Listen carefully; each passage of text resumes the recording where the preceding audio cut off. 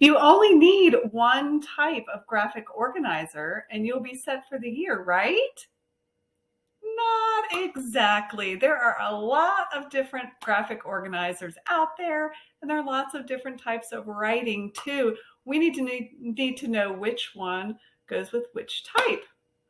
Welcome to Sarah's Writing Spot. I'm Sarah, and today we're going to learn all about graphic organizers. We're going to learn about what they are, why they are important, and most importantly, when and how to use them.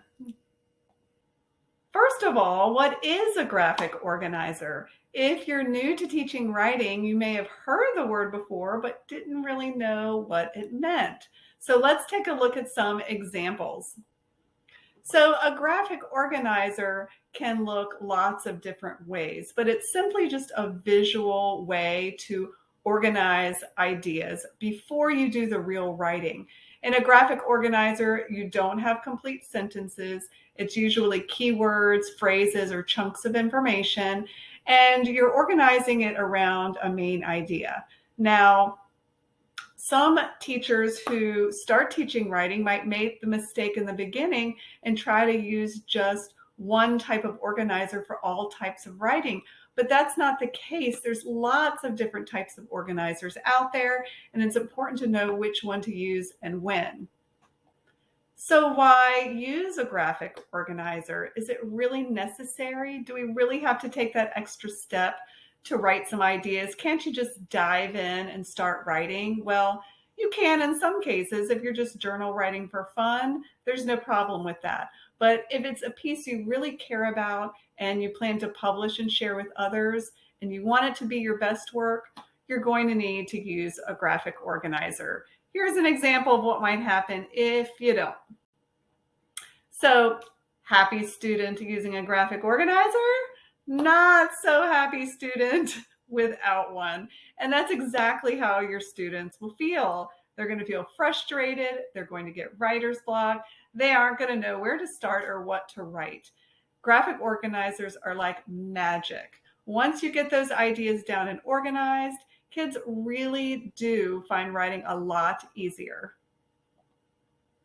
Now, which graphic organizer do you use and when? Like I said before, not all graphic organizers are the same. And please don't make the mistake of taking one, getting really good at it, and using it for everything, because that will not work. There's lots of different types of writing out there, and you want to make sure that you're using the right ones. So let's take a look at a lot of examples. So this one is called just a basic bubble graph. And it's my favorite one because it's pretty versatile and it's pretty basic. This is the one that I usually start my younger students on in second grade. But it can also grow with a student, and you can also make it bigger and more complex for 5-paragraph essays. Now, like I said, there's only specific types of writing this one really works for. I like to use it for opinion writing. You can put the claim in the middle, just like you see on the page, and then reasons around the claim to support it. I also like to use it for descriptive writing. So for instance, if my students were writing about spring, they might put spring in the middle and then write details and descriptive details about spring. So here's an example. This is what one might look like when it's filled out. You've got the main idea in the middle and the details around the edge. Very simple. Another reason I love it is because you don't necessarily have to print off an example like this. You can actually just draw it in student journals. They can just hand draw it. It's like one of those quick and easy ones. You just draw real quick, draw your lines, boom, it's done. So that's another reason that it's one of my favorite. This next example is one that I like to use for a research piece. So as you can see in this example, I have more of a chart. I've broken it down into different categories: general facts about the animal, features, habitat, and eating habits.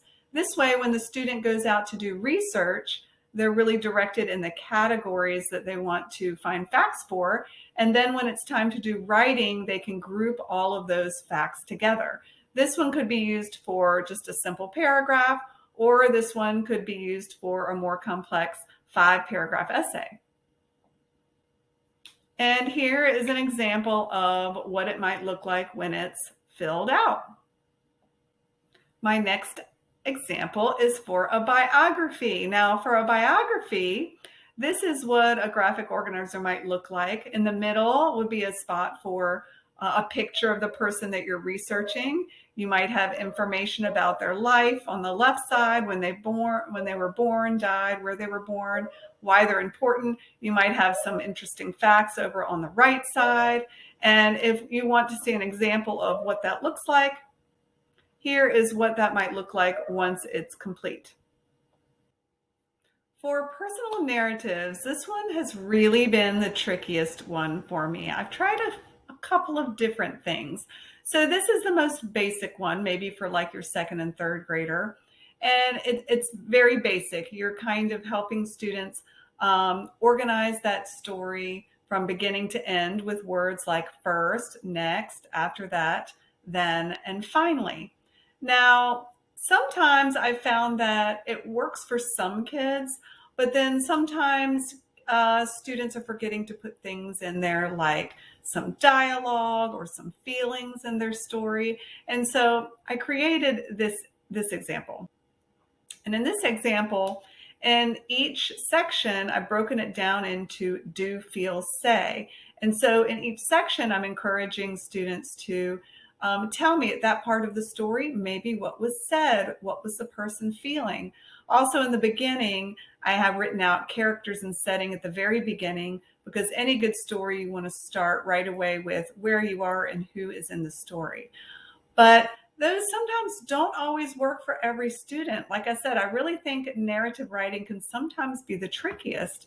So the one I've really settled on the most lately, especially for older students, is this. None. Actually, I've stopped using a graphic organizer for my older kids because free writing is working better instead. So kids are natural storytellers. A lot of them are. A lot of them can sit down and tell you what it was like when they lost that tooth, or what it was like when they got their ears pierced or got stung by a jellyfish at the beach. And they want to tell you all the details and all about it. And so sometimes simply having a student sit down and just free write their heart out, like they're talking to their best friend, and get that story written down, that can actually be the plan itself. It doesn't have to be jammed and forced into an organizer. So my advice would be to maybe try both, or give your students the option and see what works best for them.